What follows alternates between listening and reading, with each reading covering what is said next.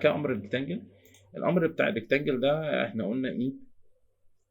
نفس الفكره بالظبط، ان انت بتحدد له كورنر وبتشد. طيب انا كورنر سبيسيفاي كورنر، فيرست كورنر وسكند كورنر، كانه بيرسمه بالايه، بالخط بالدايمتر. تمام. وقلنا كان في حاجه مهمه، ان انا لو عايز ارسم خط معلوم الايه، معلوم الطول بتاع، فانا بحدد الكورنر الاول وانا عايز امشي في اكس في كام وفي واي كام. فانا ممكن اقول له انا عايز امشي في اكس 2000 مثلا، 2000، وبعدين اقول له كوما ومثلا 3000 في الواي. تمام. فهو عمل لك مستطيل 200 في الاكس و300 ايه في الواي. تمام. دي حاجه. الحاجه الثانيه، لو انت عايز تعمل نفس الفكره بتاعت الخط بالظبط، ان انا لو عايز اعمل ارسم، قلنا برضو نفس الكلام وادانا تمرين، ان انا لو عايز كورنر مثلا هنا ب 200 في الاكس و200 في الواي، فاقول له اروح ل 200 كوما 200. تمام.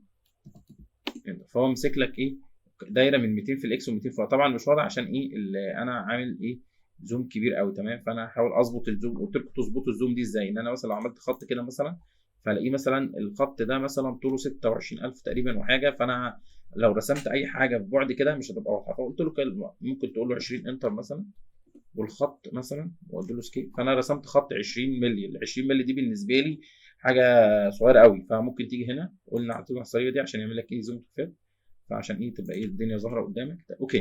فانا قلنا نرجع للريكتانجل تاني. انا عايز ارسم ريكتانجل الكورنر الاول بتاعه من 200 في الاكس و200 في واي، ادوس 200 وكوما و200 بس وانتر. تمام. فهو مسك لك البتاع بتاعك من 200 في الاكس و200 في الواي. تمام. طيب دي حاجه. عايز اروح ل 500 و500، فهتروح له 500 كوما 500. بس خد بالك نفس فكره الخط بقى، ان انا شغال ايه، ابسوليوت مش ريلاتيف. تمام. انا شغال ابسوليوت ايه مش ريلاتيف. نفس القصه بالظبط بتاع الخط بالظبط، وشرحناها وقفنا عندنا، بفكرك بس. طيب قلنا بعد كده قصه الاستريس كونسنتريشن، وان انا عايز ارسم حاجه بشامفر، فبختار هنا بدوس على امر الريكتانجل والشامفر. تمام. وبدوس على الشامفر وبدوس باول حاجه في الشامفر، بختار الشامفر. تمام. واول حاجه بيقول لك عايز الايه، الديستانس بتاع الشامفر، فممكن اقول له 20 انتر و30 انتر. تمام. بقول لك كل حدد الكورنر الاول والكورنر الثاني. لو عملت زوم هنا هتلاقي اللي عمل لك ايه، الشامفر. فهي كل القصه ان انت بتختار الشامفر، وبعد كده بتختار القيمه في الاكس والقيمه في الواي. زي ما انت عارف الشامفر ان هو هيكمل هنا في الاكس وهيكمل هنا في الواي، فهو عايز مسافه يقطع في الاكس ومسافه يقطع في الواي، دي القيمتين. نفس الفكره في الفيلت بالظبط. لو جيت هنا اخترت الريكتانجل واخترت الفيلت، ونفس القصه ان هو بيقول لك عايز الفيلت بتاعه، فانا اقول له مثلا 100 مثلا، عايز الريديوس بتاعه 100 وادوس واسحب، هتلاقي ان هو عمل لك فيلت في الريكتانجل. طيب ديت بعد كده. طيب في حاجه تاني في الريكتانجل، اي ثينك ان مفيش حاجه تاني يعني. اربطوا بس الاوامر ببعض. تاني حاجه البوليجون ده احنا قلنا ان هو مضلع اكبر حاجه من اربع، يعني اربعه فيما ايه فيما فوق. فمثلا لو دوست له قلت له سي 6 انتر، عايز 6 مضلع، فبيقول لك اول حاجه ايه، سبيسيفاي السنتر. بعد ما سبيسيفاي السنتر، ايه الفرق ما بين ان سيركل واوت سيركل؟ اتكلمنا ان ان سيركل ان هو هيبدا ياخد البتاع بتاعك في ايه، في اتجاه يحدد القصه بتاعتك من اتجاه السهم. تمام. طيب نفس القصه بالظبط لو انا عايزه مايل بزاويه مثلا، مايل بزاويه 30 مثلا، لو وليكن مثلا 1000 مايل بزاويه، فنفس فكره الخط بالظبط. اقول له 1000 شيفت كوما مايل بزاويه 45، فعمل لك حاجه مايله بزاويه 45 زي كده. القصه الثانيه بتاعت البوليجون اللي هي اباوت سيركل بقى، ان هو هيبدا هنا اقول له سي 6 انتر مثلا، اللي هي الاختيار الثاني، واقول له ان انا عايز ده، فاقول له اباوت سيركل مثلا، فتلاقي ان هو واخد الخط من منتصف الضلع بتاعه. نفس الفكره بالظبط لو انت عايز حاجه مايله بزاويه، نفس الفكره ايه بالظبط. اتكلمنا في الهاتش وقلنا ده يعني ايه، الهاتش ديت مش كبيره قوي.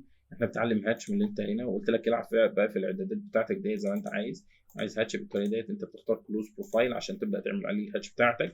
تمام. وهنا بقى بتبدا ايه تتعلم على الهاتش بتاعتك، ترجع بقى ممكن تشوف الانجل بقى بتاعتك، تخلي الانجل تعلي الانجل هنا، الانجل هنا مثلا تخليها مثلا ب 20. تمام. هنا ممكن في الدنسي بتاعتك تشد تروح تيجي تمام. في حاجات كتير ممكن تغير الهاتش، ممكن تغير الباترن، العب بقى في الحاجات دي. طيب ديت بالنسبه ايه للهاتش.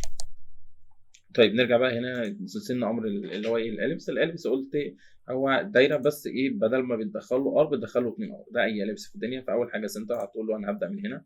اول حاجه تاني ايه، تقدر ترسم السنتر ده برضو اي خط مايل كده بنفس امر اللاين، شيفت وايه تدي له الطول، مثلا عايز طوله 1000 مثلا، شيفت كوما مثلا 45 درجه. تمام. وانت فهو كده رسم لك حاجه خط مايل بزاويه 45 طوله 500. ده الاول حاجه. تاني حاجه بقى ايه؟ اللي هو ايه القطر التاني بتاع الاليبس، لان اي اليبس ليه قطرين، فانا شديت كده ده تاني قطر بتاع الايه الاليبس، ونفس القطر التاني تقدر تعمله بنفس الطريقه بالظبط. تمام. ده اول طريقه. اول طريقه انت رسمته بالسنتر. تاني طريقه ممكن ترسمه اكسس اند، نفس القصه بالظبط، ان انت بترسم في الاكس وفي الواي بس بالدايمتر بقى. المره اقول لكم تدي له سنتر ريديوس، لا المره دي هتدي له ايه دايمتر. تمام. القصه اللي بعد كده ان انت ممكن ترسم شكل على حاجه اليبس ارك، نفس القصه بتمشي بالظبط بنفس القصه، بس هنا في ايه في الاخر بتدي له ايه طول وزاويه عشان ايه ترسم حاجه ايه بالمنظر ده. تمام. اي ثينك ان احنا شرحنا حاجات كتير واتكلمنا في حاجات كتير بره التولز، بس انا حبيت افكركم بالتولز، وان شاء الله المره الجايه نكمل. اشكركم. السلام عليكم.